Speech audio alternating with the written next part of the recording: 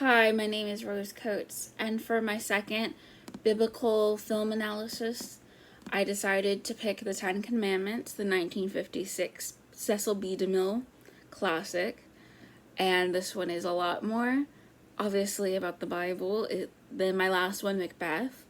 It is the story of Moses, up from being the baby in the basket to leading the Hebrew people out of Egypt and then writing the Ten Commandments, or delivering the Ten Commandments onto the people, and then the 40 years after that, and then up until he led to his death, basically. And one thing that was really interesting about this movie is at the very, very beginning, Cecil B. DeMille comes out and he talks to the audience about making this movie, which I'm sure he was under a lot of pressure to do, adapting the Bible, because it could, I think, very easily be seen as blasphemous if he doesn't, do a good job. It's something, as a text that people take very, very seriously.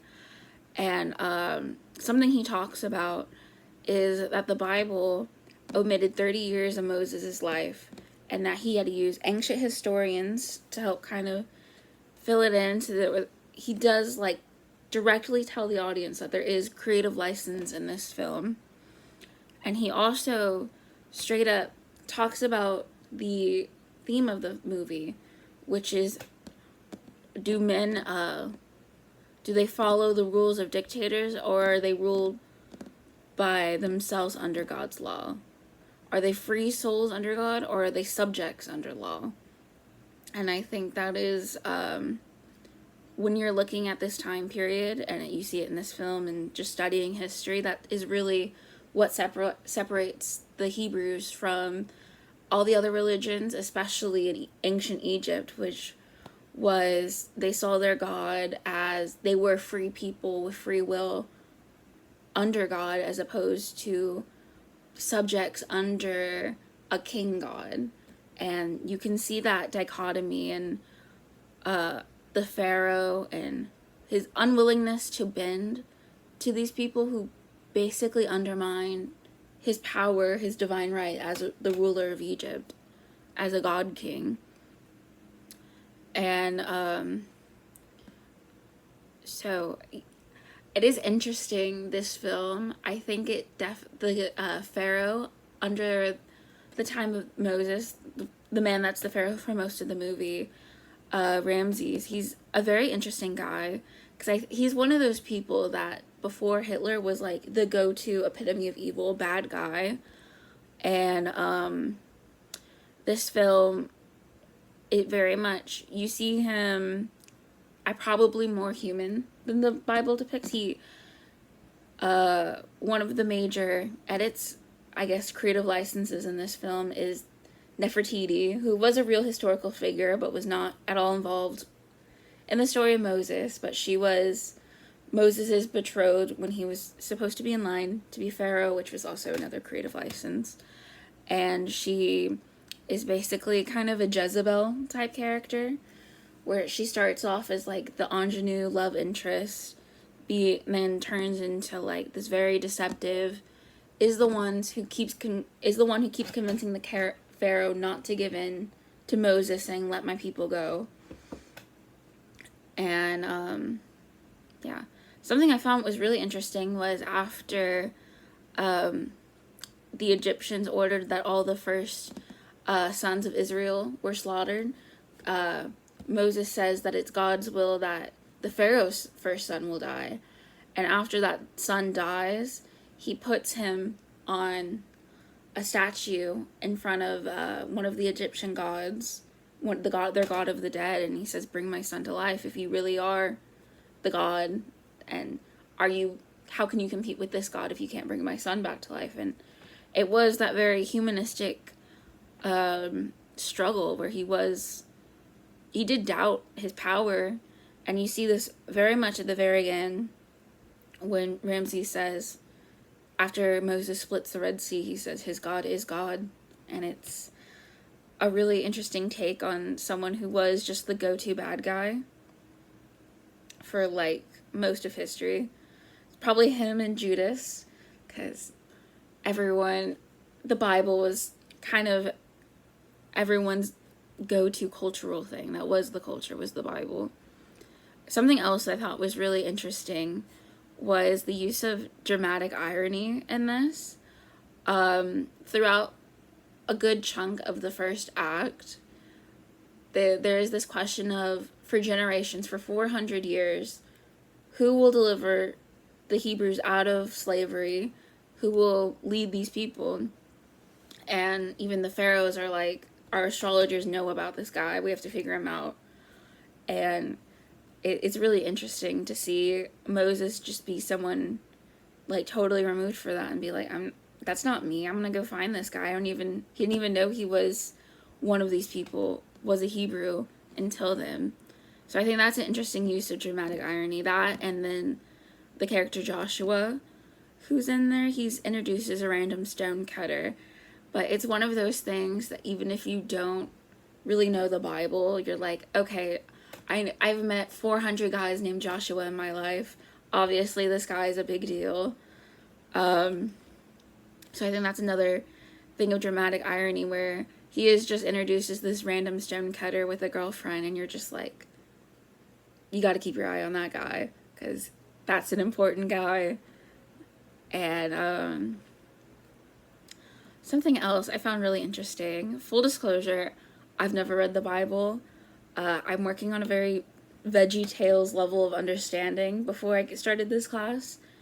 And one thing I found was really interesting was the repetition of 40.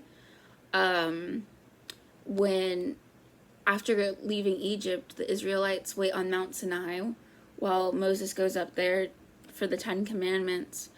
And it's like the 40 days thing. It's like, I've heard that. And I looked into that. And that is just a reoccurring thing. And every case of it is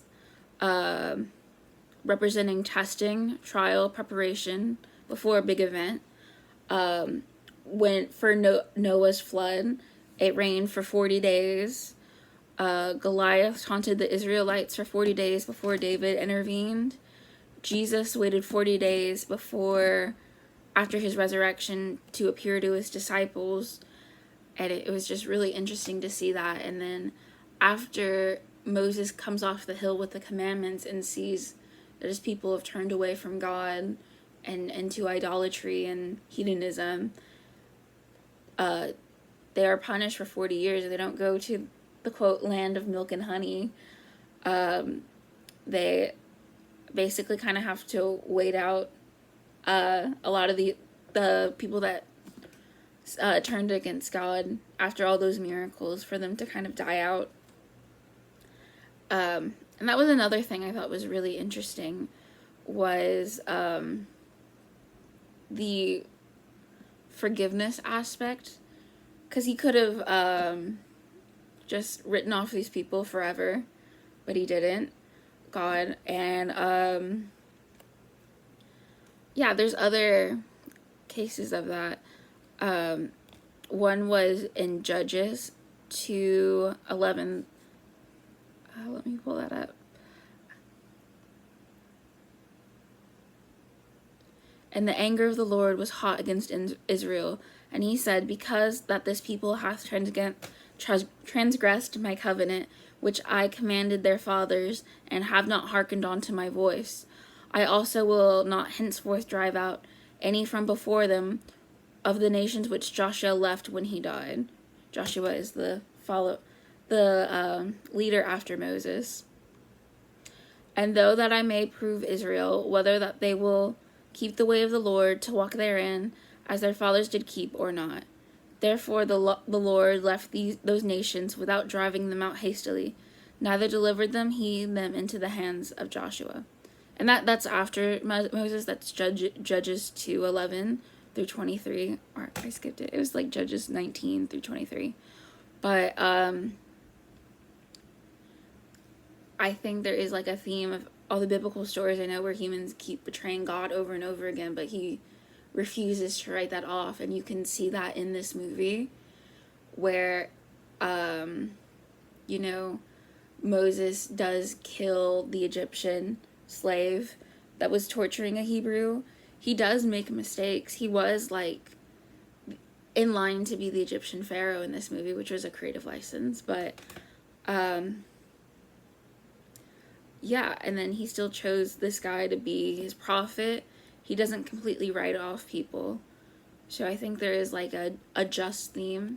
And I think a lot of what I was reading about this is the hardest thing about portraying the story of Moses is showing that God is not just this unjust, evil God when he kills the first sons of Egypt, where it is like kind of that Old Testament eye for an eye mentality that you definitely see here, and with the Passover.